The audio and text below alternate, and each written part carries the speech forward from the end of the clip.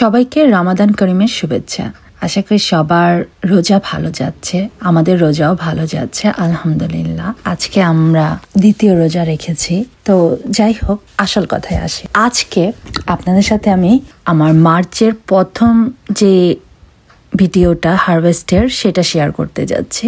তো এই ভিডিওটা মার্চের 1 তারিখে করা, আর আজকের হারভেস্টে আমাকে সবাই সাহায্য করেছে।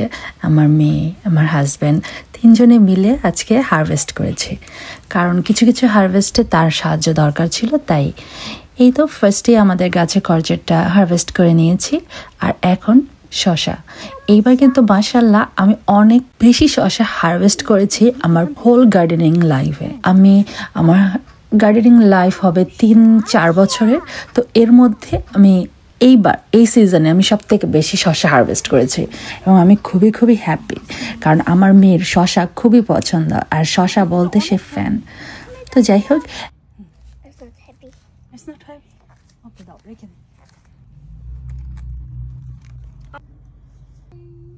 এখন হ্যালোপিনোগুলো তুলে নিচ্ছি, কারণ এই হ্যালোপিনোগুলো সব বড় হয়ে গিয়েছে। যদিও এগুলো একদম পরিপক্ক হয়নি, কিন্তু গাছটার আর কোনো ফুল আসতেছে না।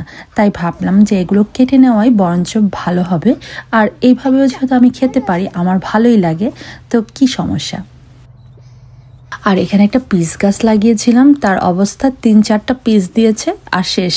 তো বাকি পিসটা উঠেও গাছটা তুলে ফেলেছি। আর এখানে আমার দেশি শশা গাছটা রেখেছি। এই গাছের শশা তেমন ভালো হচ্ছে না, তারপর টুকটাক যা পাচ্ছি।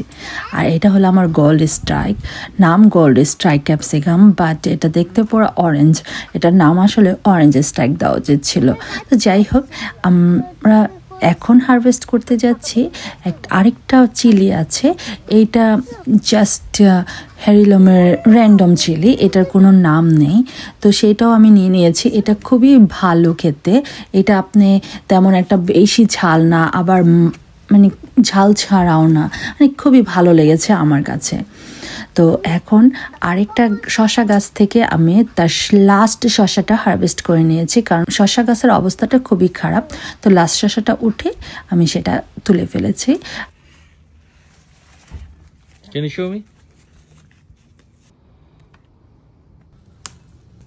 আর এখন হারভেস্ট করছি দেশি সিম। এই যে নিচে যে সিম গাছগুলো দেখছেন, এগুলো কিন্তু হারভেস্ট করব না, এগুলো এই বছর প্রথম হয়েছে। আর সিড রাখার জন্য ট্রাই করছি, জানি না সিড রাখতে পারবো কিনা, কারণ অলরেডি আমাদের ওয়েদার চেঞ্জ হয়ে গিয়েছে। আজকে রাতে বা কালকে রাতের মধ্যে আমাদের 8 ডিগ্রি হয়ে যাবে। 8 ডিগ্রি মিনস ফিল লাইক 5 ডিগ্রির নিচে নেমে যাবে। তো জানি না গাছগুলো বাঁচবে কিনা, আর আমি সিড রাখতে পারবো কিনা।